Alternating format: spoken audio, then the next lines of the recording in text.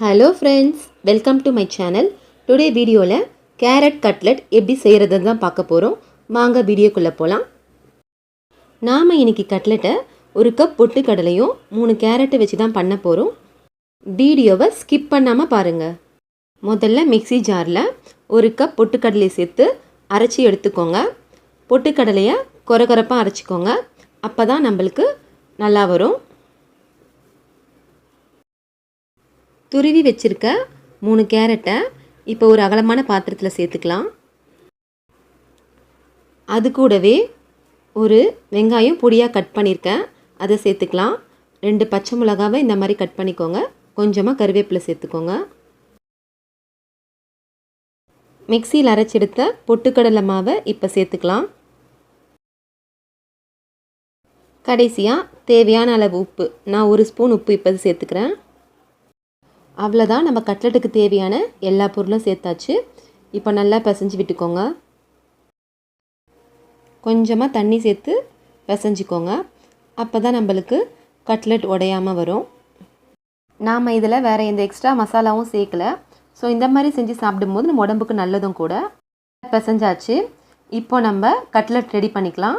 முதல்ல ரவுண்ட் ஷேப்புக்கு உருட்டிக்கோங்க. இப்போது நம்ம கட்லெட் ஷேப்புக்கு கையில் ரவுண்ட் ஷேப்பாக தட்டிக்கலாம். உங்களுக்கு வேறு ஏதாவது ஷேப் வேணுன்னா கூட நீங்கள் அந்த ஷேப்பில் செஞ்சுக்கோங்க.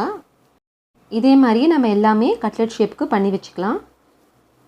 முதல்ல ஒரு பேனில் 2 ஸ்பூன் அளவுக்கு எண்ணெய் ஊற்றிக்கோங்க. எண்ணெய் நல்லா காஞ்சதுமே நம்ம ஒரு கட்லெட்டாக பேனில் சேர்த்து டீப் ஃப்ரை பண்ணி எடுத்துக்கலாம். நாம் வீட்டில் இருக்க குழந்தைங்களுக்கு கேரட் பொரியல் செஞ்சு கொடுக்கறத விட இந்த மாதிரி டிஃப்ரெண்ட்டாக பொட்டுக்கடலை சேர்த்து செஞ்சு கொடுக்கும்போது குழந்தைங்களும் விரும்பி சாப்பிடுவாங்க. உடம்புக்கும் ரொம்ப நல்லது. ஸோ நீங்களும் உங்கள் வீட்டில் இதே மாதிரி ட்ரை பண்ணி பாருங்கள்.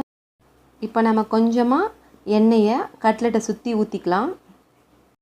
மீடியம் ஃப்ளேம்லேயே வச்சு வேக வைங்க. அப்போ தான் நல்லா உள்ள கட்லெட் வேகும். ஹை ஃப்ளேமில் வச்சு நீங்கள் பண்ணும்போது சீக்கிரமாக கருகிடும். ஸோ ஹை ஃப்ளேமில் வச்சு பண்ணாதீங்க. ஒரு சைடு நல்லா வெந்துருச்சு. இப்போ ஸ்பூனை வச்சு நம்ம எல்லா கட்லெட்டையும் திருப்பி போட்டுக்கலாம். இந்த ரெசிபி செய்கிறதுக்கு டோட்டலாகவே 15 மினிட்ஸ் தான் ஆகும்.